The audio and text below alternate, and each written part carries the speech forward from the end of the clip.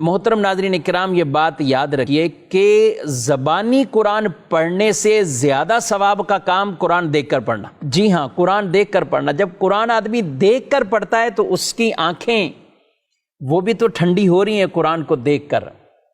باوضو قرآن کو ہاتھ لگاتا ہے، چھوتا ہے، پکڑتا ہے، تو یہ چھونا پکڑنا یہ بھی ثواب، یہ دیکھنا یہ بھی ثواب، پڑھنا یہ بھی ثواب۔ تو جو زبانی پڑھتا ہے وہ تو صرف اور صرف ایک طرح کے پڑھنے کا ثواب حاصل کر رہا ہے، لیکن یہ دیکھنے والا اور پکڑنے والا، باوضو با طہارت قرآن کو چھونے والا، یہ اتنی عبادتوں کا ایک طرح کا مجموعہ ہے۔ اتل ما اوحی الیک من الکتاب، جو آپ کی طرف کتاب نازل کی گئی آپ اس کی تلاوت کیجیے۔ تو دیکھ کر پڑھنا یہ زیادہ ثواب۔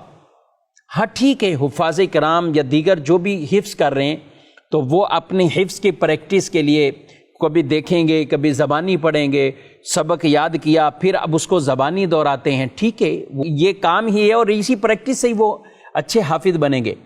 لیکن میں اوورال عام بھائیوں اور مسلمانوں کی بات کر رہا ہوں کہ اگر آدمی قرآن باوضو پکڑتا ہے، چھوتا ہے، پڑھتا ہے، دیکھتا ہے تو اس کو کتنی عبادتوں کا ثواب ملے گا۔ تو اس لیے یہ عادت کبھی بھی ختم نہیں کرنی چاہیے، بلکہ ہمارا کوئی دن ایسا نہیں ہونا چاہیے کہ قرآن چھوئے نہیں، ایسا ہمارا دن گزر جائے ہم نے قرآن ہی نہیں پکڑا، اللہ اکبر، تو ایسا نہیں ہونا چاہیے۔ کچھ نہ کچھ قرآن پاک کی آیات، کچھ نہ کچھ رکوع پڑھ سکتے ہیں تو آیات پڑھ سکتے ہیں تو، ورنہ کم از کم 3-4 آیات مبارکہ تو آپ تلاوت کر ہی سکتے ہیں، اور 2-3 اگر تفسیر کے ساتھ پڑھتے ہیں فابیہ، قرآن کو پڑھنا بھی نصیب ہو گیا، سمجھنا بھی نصیب ہو جائے گا۔ ایک حدیث میں رسول اللہ صلی اللہ علیہ وسلم نے فرمایا تم اپنی آنکھوں کو عبادت میں سے حصہ دو۔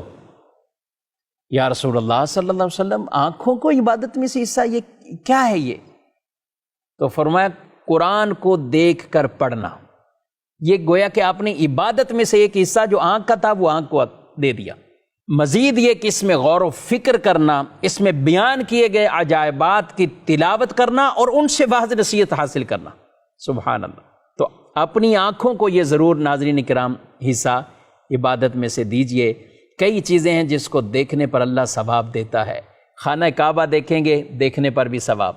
کسی عالم کے چہرے کو اچھی نیت سے دیکھیں، دیکھنے پر ہی اللہ آپ کو ثواب عطا فرمائے گا۔